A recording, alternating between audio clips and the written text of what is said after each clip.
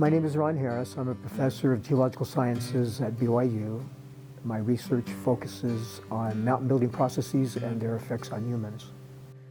I was attracted to geology because I was always looking at the earth and trying to understand what the landscape was saying to me. So when I took a geology course in high school, it was like, this is what I want to do.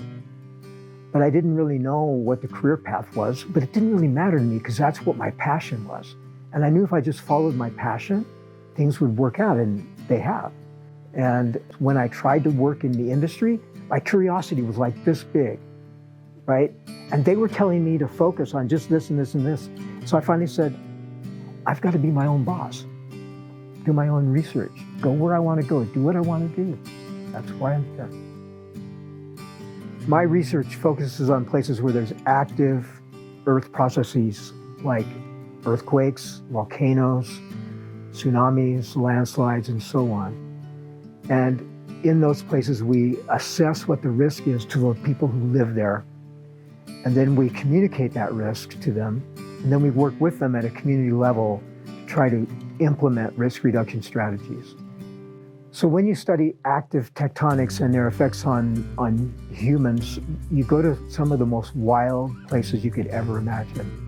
For example, I started working in Alaska, and then from Alaska I went to Indonesia, and then from there I've been to the Middle East, and a lot of the islands in the Pacific, in China, in India, Iceland, 6 of the continents.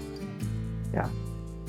The world needs geology majors because geologists save lives.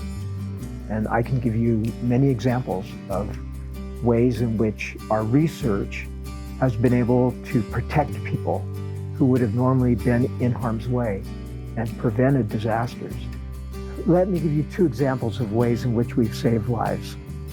The first is working with communities around an active volcano to help them to understand the risk, and also to help them to develop plans and do evacuation drills.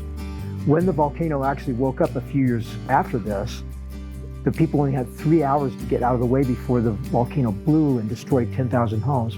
But the good news is no one was in those homes because they evacuated effectively.